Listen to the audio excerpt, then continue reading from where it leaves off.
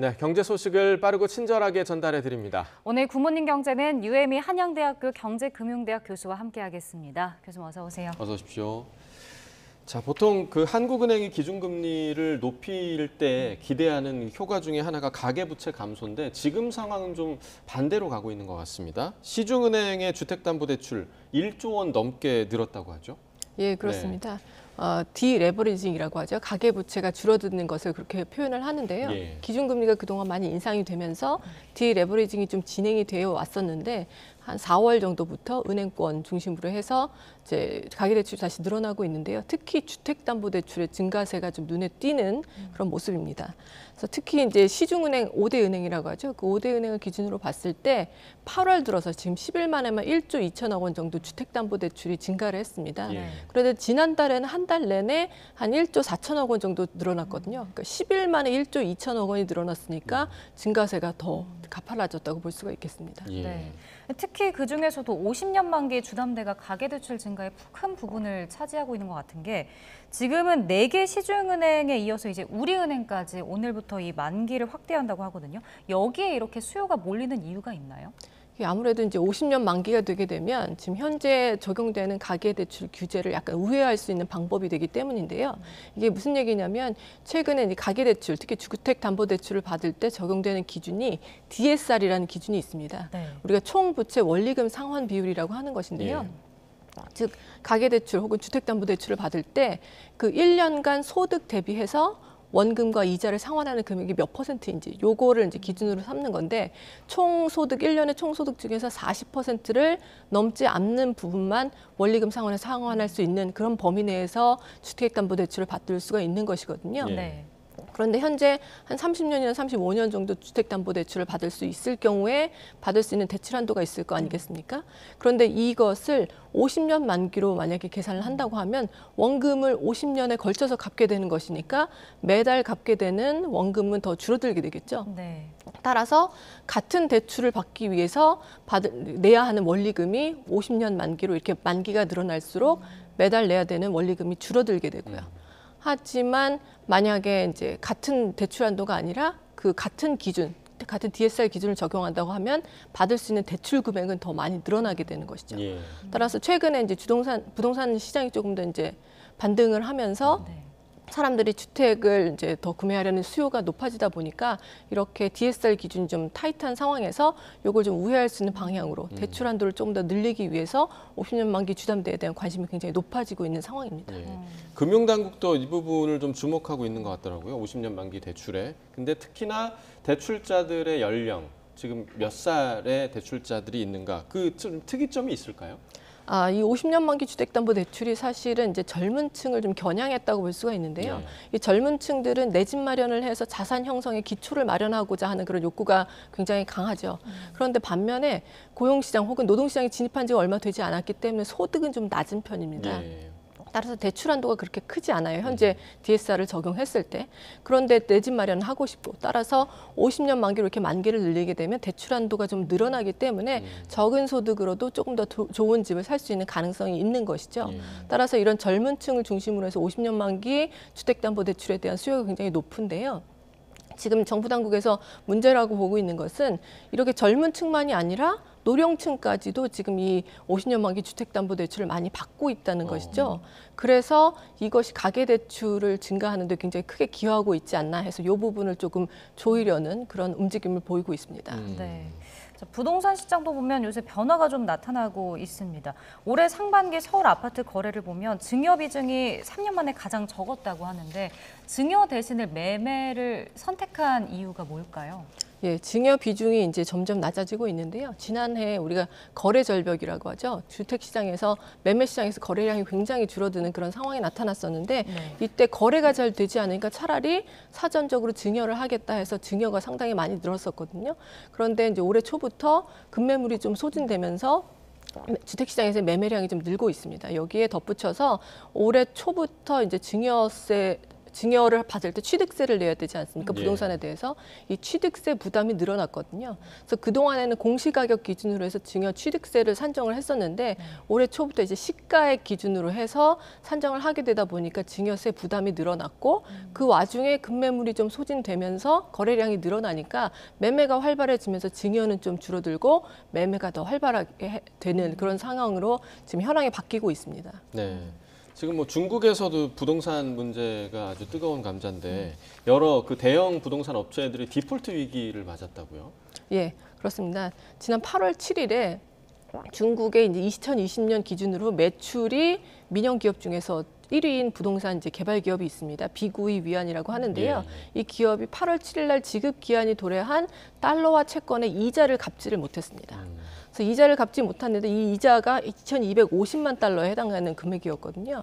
근데 이자를 갚지 못한다고 해서 바로 채무 불이행 선언이라든지 아니면 부도가 나는 것은 아니고요. 한 달간 이제 유예 기간이 있습니다. 그렇지만 디폴트 위험이 굉장히 높은 것으로 지금 판단을 하고 있는데요. 그래서 이 기업이 발행한 채권 가격이 진짜 폭락을 하고 있고 주식 가격도 굉장히 많이 떨어지고 있습니다.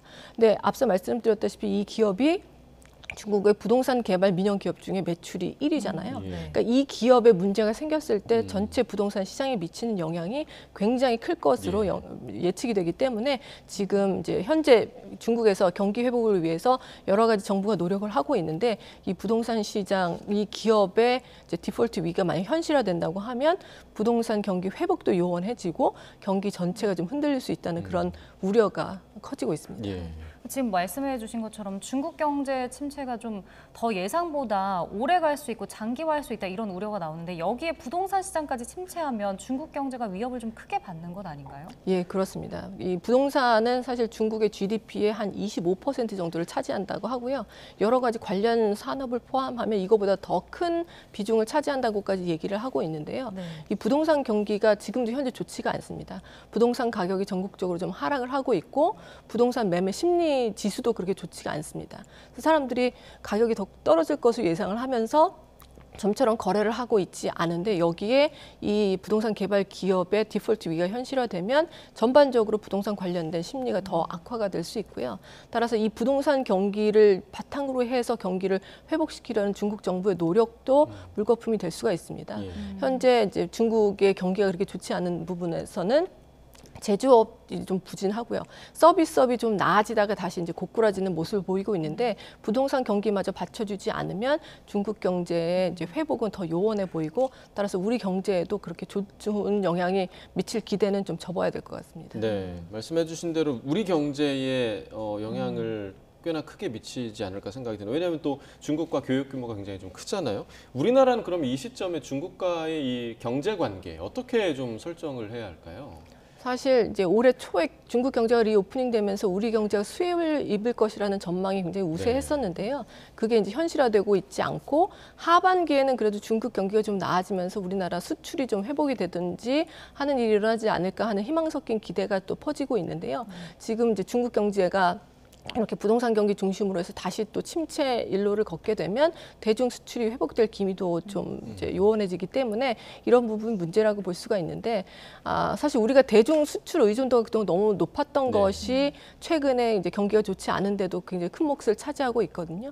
따라서 우리도 대중 수출 의존도 내지는 대중 이제 의존도를 좀 낮추려는 그런 노력이 필요할 것이고요.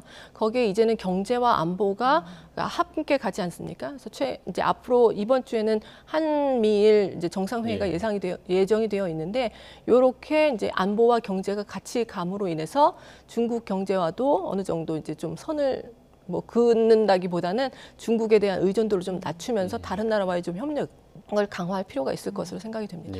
네. 자, 이번에 국내 주식시장도 보겠습니다. 최근에 국내 증시를 보면 개인 투자자들이 좀 주도하는 흐름을 보이더라고요. 실제로 지난달 외국인 코스피 거래 비중이 15개월 만에 가장 적었다면서요. 예, 그렇습니다. 이제 7월 달에 외국인의 코스피 시장에서의 이제 거래 대금이 68조 원인데요.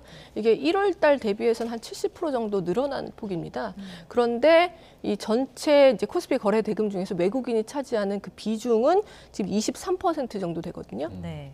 근데 1월 달에는 이게 29%였습니다. 예. 근데 외국인 거래 대금도 많이 늘었는데 그럼 무엇이 문제였나 보면 개인 거래 대금이 엄청나게 많이 늘어난 거죠. 1월 대비해서 7월에 179%가 늘었습니다. 예. 그러니까 개인 거래 대금이 많이 늘어나면서 전체 이제 코스피 거래 대금 중에서 개인이 차지하는 비중이 1월 달 대비해서 15% 포인트 늘어났습니다. 네. 그래서 이렇게 이제 개인 거래 대금이 많이 늘어나다 보니까 요것이 어떤 이제 효과를 나타낼 것인지에 대해서도 관심이 모아지고 있는데요. 네.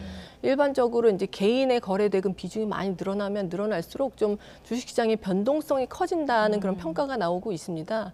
그 이유는 주식들이 거래를 이제 개인들이 주식을 거래하는 좀 패턴 양상이라고 할까요? 이것이 좀 특이한 모습을 보이는데 무엇이냐면 테마주 위주로 네. 그리고 테마주 위주로 어떤 그룹의 주가가 이제 계속해서 올라가게 되면 추격 매수를 하는 그런 경향이 네. 있거든요. 그럼 이 추격 매수 때문에 그 주가가 더 많이 오르게 되고 그런데 펀더멘탈이 받쳐주지 않을 경우 이렇게 추격 매수로 주가가 빠르게 오르면 또 크게 하락하는 그런 경향이 있습니다. 그러니까 이런 개인들의 추격 매수 그다음에 단기 매매에 집중하는 이런 양상들이 주식시장의 좀 변동성을 키우는 이런 부작용이 있는 것으로 이제 보이기 때문에 개인들도 좀 공부를 많이 하고 장기적인 가치 투자를 하는 것으로 좀 방향을 선회하면 좋을 것으로 생각이 됩니다. 네. 아무래도 최근에 뭐 2차 전지나 초전도체 때문에 이런 테마주 관련 주식에 열광하는 게 있었는데 예, 그렇습니다. 이런 현상을 좀 급증시킨 것 같습니다. 자, 끝으로 이번 주에 주목할 만한 경제 일정 어떤 일정이 좀 있을까요? 예, 앞서 간단하게 말씀드렸는데 한미일 정상회의가 이번 주에 열립니다. 예. 미국 워싱턴 인근의 캠프 데이비드에서 이제 열리게 되는데 한미일이 서로 경제 안보 분야에서 어떻게 협력을 할지 여러 가지 현안을 논의할 것으로 보이고요. 이외에 한국은행이 이제 수출입 가격 지수를 발표를 합니다. 그래서 수출 물가가 어땠는지 그다음에 수입 물가가 어땠는지를 보면 수입 물가가 이제 앞으로 향후 우리나라 국내 물가에 어떤 영향을 미칠지를 알 수 있고 네. 또 수출 가격 지수를 보면 우리나라 수출품이 외국에서 얼마나 높은 가격에 판매가 되는지 즉 채산성이 얼마나 높은지를 볼 수 있습니다. 마지막으로 대외적인 이제 일정을 보면 미국의 7월 달 FOMC 공개시장위원회의 정례회 의사록이 공개가 되고요. 그리고 이제 미국의 소매 판매 지수가 7월 달 이제 수치가 발표가 됩니다. 이런 걸 바탕으로 해서 향후 미 연준의 이제 기준금리 결정이 어떻게 될지 좀 정보를 얻을 수 있을 것으로 판단이 됩니다. 네. 네. 오늘 굿모닝 경제 여기까지 듣겠습니다. 유혜미 교수와 경제 이야기 나눠봤습니다. 고맙습니다. 고맙습니다.